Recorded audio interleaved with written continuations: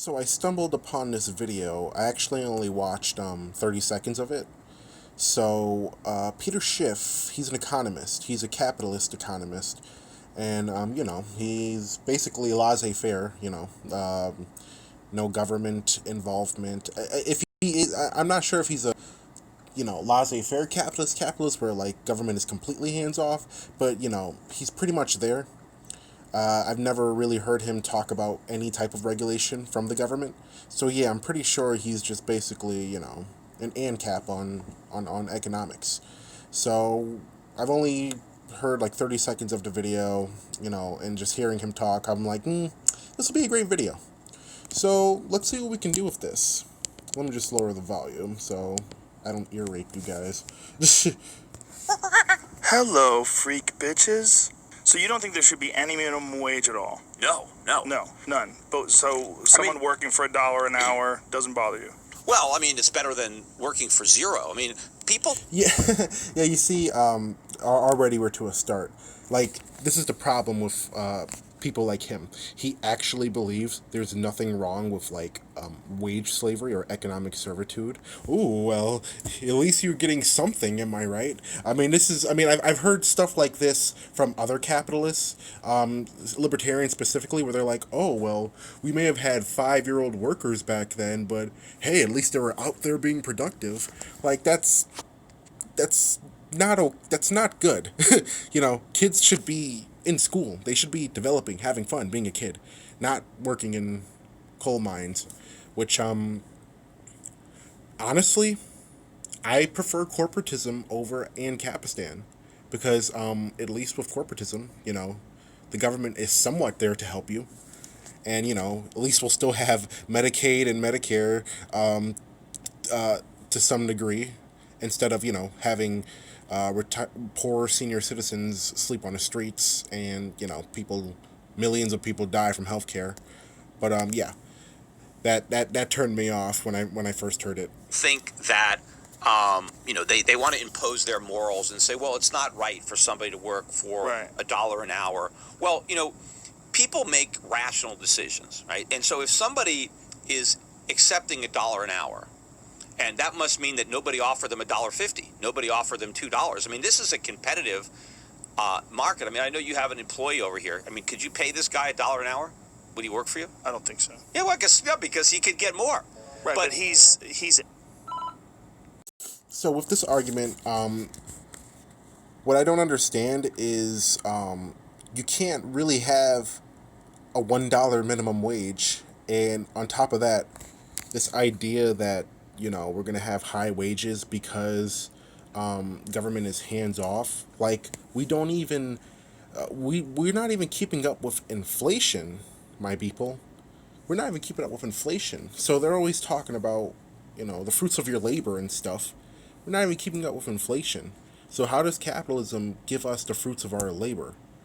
Not to mention, you have to think about people's certain circumstances. Like, some people physically, mentally cannot work. People need an income, and you can't.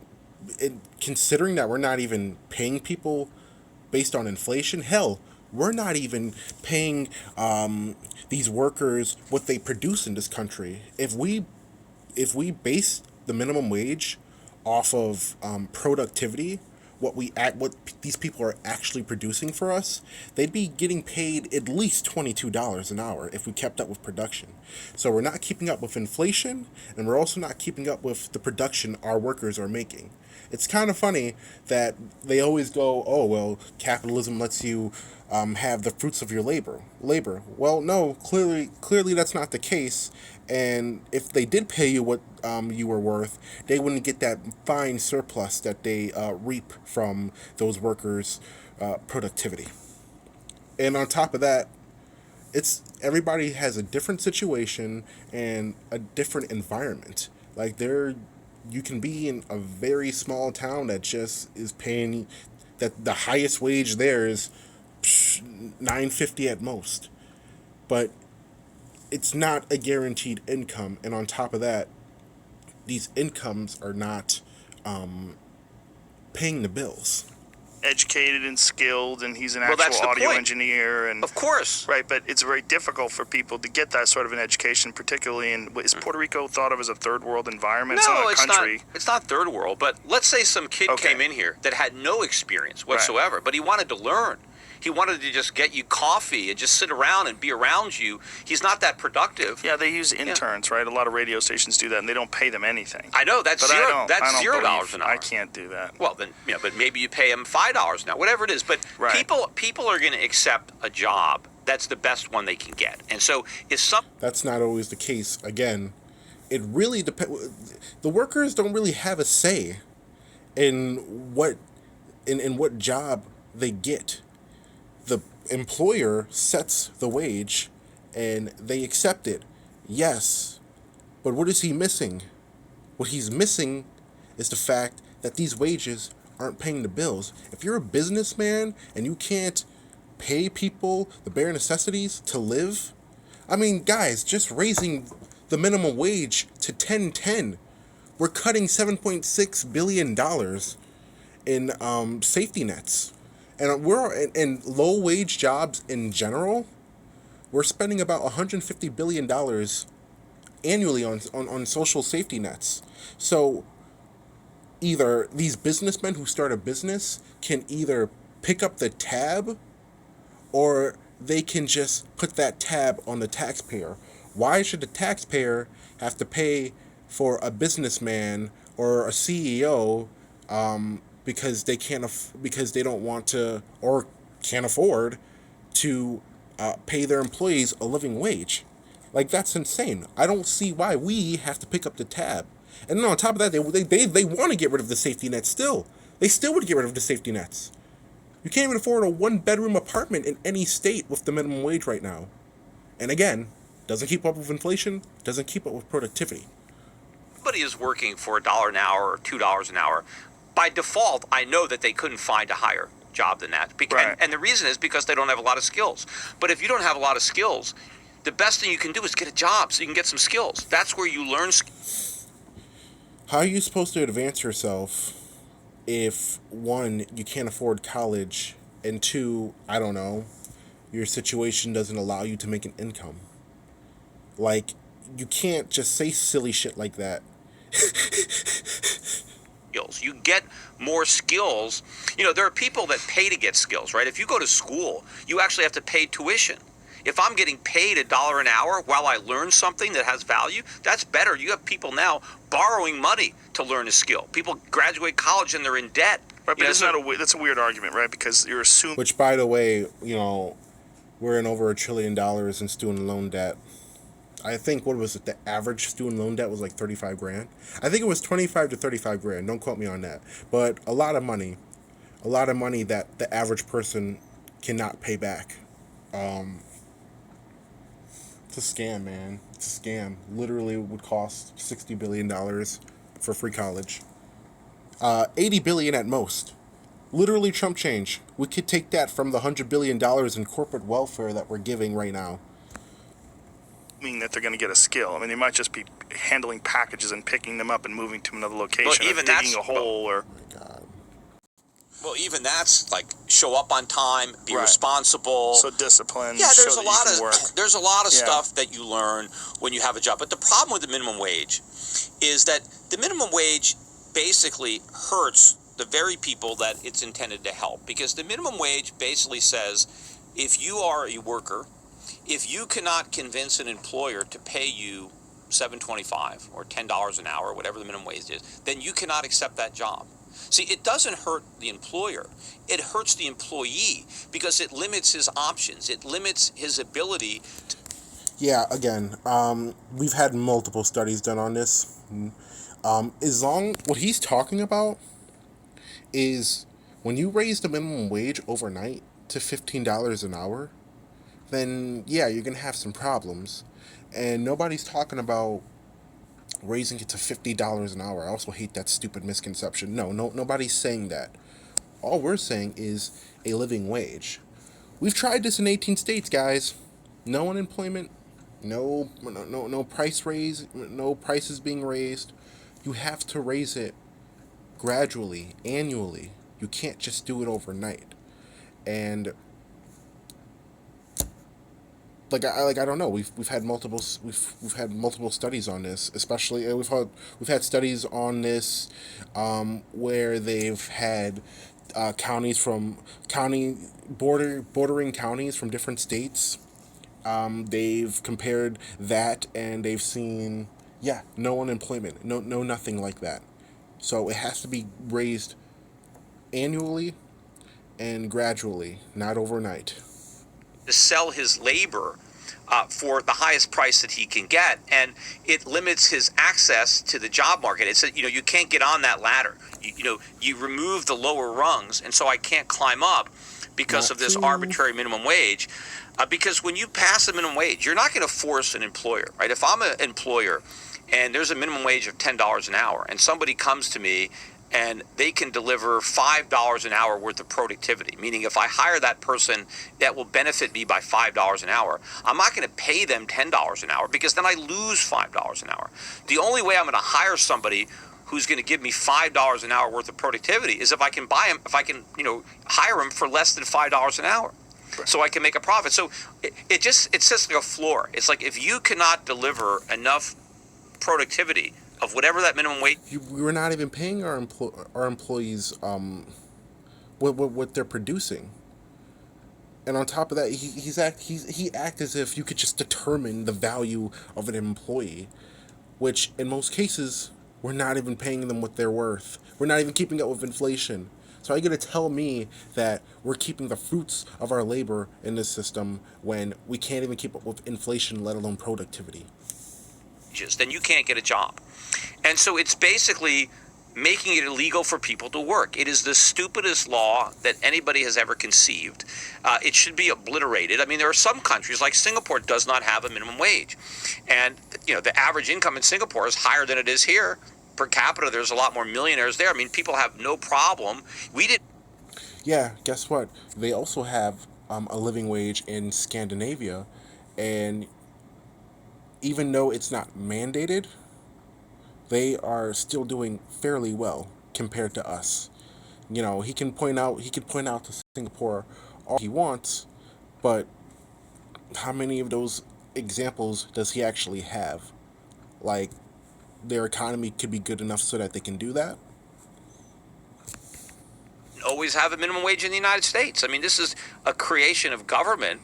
And, but the initial minimum wages, if you want to actually go to the origins of minimum wage in the United States, it was about trying to prevent employers from hiring the Chinese or hiring blacks. They were trying to force the minimum wage as a way to create unemployment. There wasn't a good motivation. But yes, when they try to sell it to the voters, this is all about we don't want people to be exploited.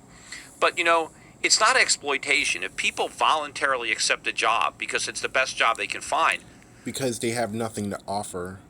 The employer and the CEO, they don't need you. They don't need you for that job. They can literally just find somebody else. In this system, the only unless you have capital, unless you're a businessman, the only thing you can sell is your labor. The capitalist has everything all over you. Either you work or you die. And this whole idea of wage slavery and economic servitude as being liberty based, I really don't understand what's so liberty based when instead of enjoying life, instead of, enjoying things you love enjoying, like starting a band, starting a book club, hell, even having some kids, compared to, I don't know, working 50 to 60 hours a week with no benefits, no health care, no nothing like that, only still being able just to afford the bare minimum. Like, that's not liberty. And I don't really believe that your rights should be earned by how much you make your lord. I think you should be valued by birth. These rights should be by birth. There's no such thing as rights. Especially when we have a state. But if we're going to talk about, life, liberty, and the pursuit of happiness, why are we sending the people who make this country its GDP, its money? Why are we sending them home to no security, no reassurance. Like 80% of us are living paycheck to paycheck. This is why the government needs to get involved. For the most part, the government sucks, right? Can we all agree on that? For the most part, the government sucks. But let's not pretend that they're not capable of doing good things. You know, you just have to put them in the right place. Okay? Where do we see where government works? Healthcare, education, the minimum wage, stuff like that. Where in a system where we have a government and a state and capitalism, you have to make sure that everybody's taken care of. Even the real Adam Smith was like, listen, if you don't give the workers, some type of economic liberty, they're just going to be ignorant and stupid as possible, just machines for their lord. And that's what we're seeing right now. 80% of us are living paycheck to paycheck right now. And this whole idea of just let the market do what they want, people are greedy, man. People are greedy. They're not going to. I'm not saying that every single businessman is a horrible person. Of course not. That would be silly to say. But what I am going to say is that we have market failures, we have history, and we've seen exactly what happens when you let the free market dictate what is a good wage. Okay, if we want to go back to the Industrial Revolution where we were working 6 days a week, 12 hours every day, that's not progress. That's just a little step better than feudalism. The person who's offering the best job is not exploiting them. They're giving them an opportunity. And if you're denied an opportunity, I mean, there are a lot of people, oh, great, they're going to get the minimum wage up to $15 an hour. Well, what good is it being unemployed at $15 an hour? It's better to be employed at $5 an hour than unemployed at 15, because being unemployed means you make nothing, right? Where a devil's advocate would be that if you can't afford to pay someone $15 an hour, then you probably shouldn't have employees in the first place. Your business doesn't function that well. That's literally what I said. No, there are Does that plenty. make sense? No, because there are plenty of jobs where you have entry-level positions. I mean, if you think that there should be no entry-level jobs, I mean, you go back to the days of full-service gas stations, right? Back in the day when you didn't have to pump your own gas. Still the case in New Jersey and a few other. Entry-level jobs, there's no such thing as an entry-level job anymore. 88% of the people who would be affected by the minimum wage is at least 20 years old. A third of them at least 40 years old. There is no such thing as an entry-level job. These guys, that's another argument that I hate. It's like, guys, look at the statistics, look at the data. Sure, in your own little theory land, yeah, there are entry-level jobs, but guess what? Not anymore, especially when you have the system you have that doesn't help people financially. Again, 80% of people are living paycheck to paycheck. You can't even afford a $400 emergency. The average family can't afford that. So, theory land. States. Yeah, New Jersey, they mandate it, but you still don't get the level of service. I mean, if you pulled into a gas station 40 years ago, not only did they pump your gas, but they checked under your hood, they checked your tires, they washed your windows. They did all sorts of things, with your car. They didn't make very much money. They lived off of tips by and large. It was the minimum wage that eliminated almost all those jobs. It's the minimum wage that is the reason that we have people so much self-serve. But what happened, a lot of these people, these kids that worked in filling stations became mechanics, because all these filling stations had a mechanic there, and they learned auto mechanics, and a lot of them went on to own their own gas stations. But of course, a lot of them this was their work experience that formed the basis for the rest of their life. A lot of young kids had these jobs, summer jobs. And so there's nothing wrong with entry-level employment. There's nothing wrong with people learning the responsibility of having a job, of showing up, of customer service, of sales. I mean, my first jobs were all sales. I was selling subscriptions door to door. I was telephone sales of the Z Channel in California. I sold. You know what I would really like to know? And I have yet to get a valid answer from people on the right. Like in your theory land where, everything is voluntary, all taxes are voluntary if not abolished, Medicaid, Medicare, all that stuff's gone. What's going to happen to all the people who can't produce an income? whether because of because they physically or mentally can't. What's gonna happen? Like, they don't grasp the reality of what they're asking for. If we're gonna cutting Medicaid and Medicare, you're cutting 120 million people who depend on that. It's healthcare. You're really gonna tell me in a country where we can't even surpass $500 billion, we're gonna give everybody $600, and magically we're gonna be able to fund a country of 300 million people? Like, that doesn't add up. And I'm their heart's in the right place, but they have not grasped this, nor have they really thought about what they're advocating for. Millions of people would die. Millions more would suffer. We cannot have a system where you are only free individually and not free at all economically. Because when you're not, this goes to the basic human needs chart, the little triangle thing. One of the first things you need to have food, water, air. Then you need to have shelter and security. You don't have that, you can't progress. You're not free if you're starving. You're not free if you're going to the streets at night to sleep. Okay, instead of work, having people just work them to death.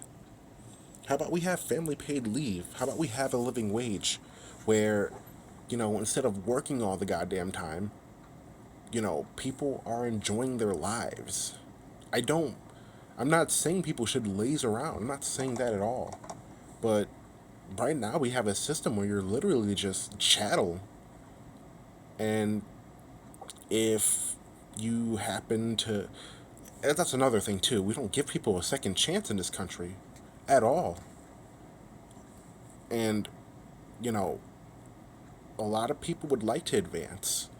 A lot of people would like to go to college. But either they can't afford it, they can't have kids, or they can't afford it, or they have kids and have no daycare. Like, these are the type of things that would liberate and would increase, our population's, I forget the word for it. I had a brain fart. This would enlighten a whole generation. We would be winning the battle of ideas. We'd be kicking other countries' asses. Scandinavia right now, they are kicking our asses in almost all subjects, including healthcare and a minimum wage. And Iceland and Denmark, they're beating us on the Economic Freedom Index.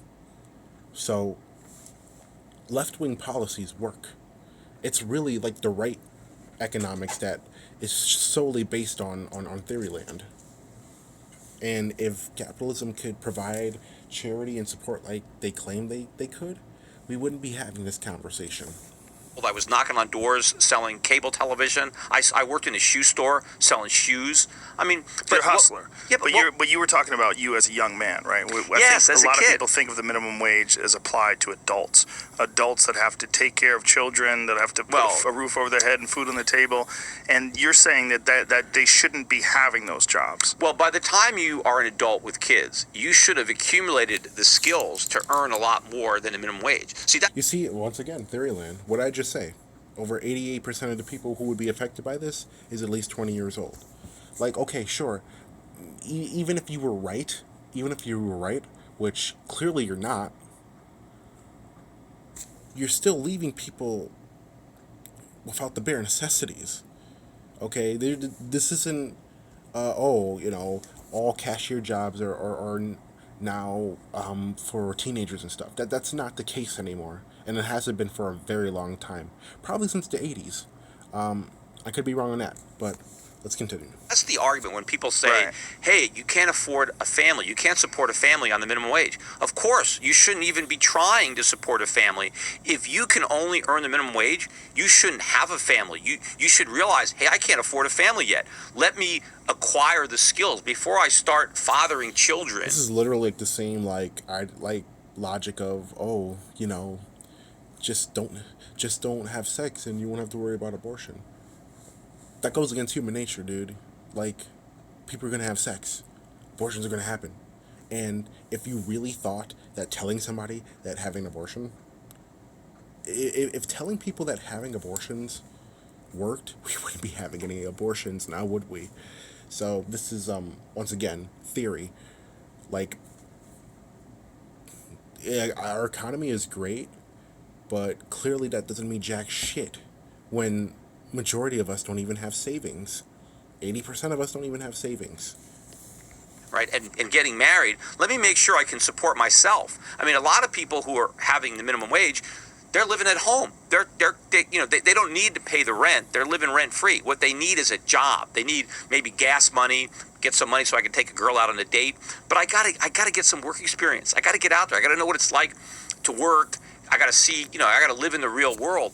And that's what used to happen. I mean, you don't have all these summer jobs anymore. Kids don't have the opportunity because the minimum wage has already priced them out. A lot of older people now are taking those jobs. And so the employment opportunities aren't there. But when you just raise the minimum wage, all you're doing is raising the bar where you can get your job. You're not helping people. Now, there's always going to be some people there's going to be somebody who will make a little bit more because of the minimum wage. There's going to be those people. There's going to be some winners. But you're going to have lots of people that make nothing because of the minimum wage. And then, of course, because you're driving up the cost of labor, prices are going up. And so who is affected the most by higher prices? Poorer people who are working on minimum wage. And not only that, Let's just keep going. you end up with less quality. I mean, I hate it when, I call up a company and I'm just in voicemail hell and I'm going from one. I would like a real person to deal with, but, with the minimum wage, those jobs don't exist. There's so many jobs that have been automated out of existence. Or if not automated, shipped overseas where there isn't any minimum wage. That too.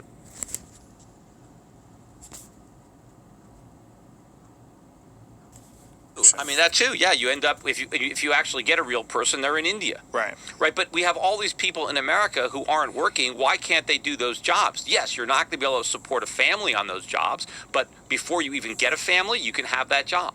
And then maybe, 5 or 10 years later, you'll work your way up the ladder, you'll get a skill, and then you can support a family. But nobody is supposed to be able to support a family. And if you try to tell an employer, hey, you gotta pay your fry cook enough money. Just so you guys know, wages have been stagnant since like the 70s, like since 1973. Productivity has been increasing rapidly since then. Support a family, you can't do that. There's not enough productivity cooking French fries. You can't support a family if all you can do is cook a French fry. You need to learn how to do something else before you... Okay, another really bad argument from people like him. Okay, if everybody worked to get that promotion, if everybody advanced, if everybody did exactly what he said, let me ask you guys something. Who's going to do the cash register? Who's going to be the cashier? Who's going to be the retailer? Who's going to be the guy who pumps your gas? If we used his logic, and by the way, even if everybody did do that, not everybody's going to get that promotion. So, even if we did do that, you're not going to have an economy. Like, if everybody just started a business, who's gonna be the worker? Who's gonna be the worker? Like, that makes no sense. You have to have the worker and the employee. And the employer. Both need to be a thing for this system to work. So you can't just have one and not the other. You can support a family, and you can't put that on the employer. Now, when you say that Singapore has a... Yes, we can, when we're subsidizing $150 billion worth of safety nets. Things that could be going to things like free college, family paid leave. Why should we have to pick up the tab because a businessman wanted to start a business and not be able to give his employees a living wage? Why do we have to pick up that tab? Higher average income. Yeah. Is that because, and no minimum wage, is that because there's a shitload of billionaires that have moved to Singapore because they don't have a minimum wage and because they can exploit lower class people or people that don't make much money? The millionaires and billionaires are really not even affected by the minimum wage. What you'd have to look at is the rate of unemployment in Singapore, do they have good tax rates in Singapore? They do. Yes, they have incentives for very rich people to move there, and doesn't that jack up the minimum wage, or not the minimum wage, rather the average income? Yeah, well, the fact that you have entrepreneurs that are succeeding in Singapore because they have small government and low taxes, means that there's a lot of competition for workers. And so that's what bids up wages, right? Competition. I mean, I've got no problem with a vibrant market bidding up wages. You just don't want the government to try to artificially force wages above their productivity. Right. Because They're not artificially doing anything. In fact, they're paying the workers what they're actually worth. it's ultimately your productivity that determines your wages. So yeah, that was fun. I also just want to make one more point. We don't have to necessarily have $15 an hour as like the main like minimum wage across the country. We don't really need to do that. I think the more decentralization, the better. Like Kyle Klinsky, for instance, I got this idea from him actually. He says we should do it by county or voting district so that in that specific area we have that living wage. So instead of it being $15 an hour like all around, you'll still have that living wage, except it'll just be based on your county or voting district, which makes the living wage more accurate too. So yeah, that was fun. Man, the minimum wage, arguing the minimum wage is really not that hard.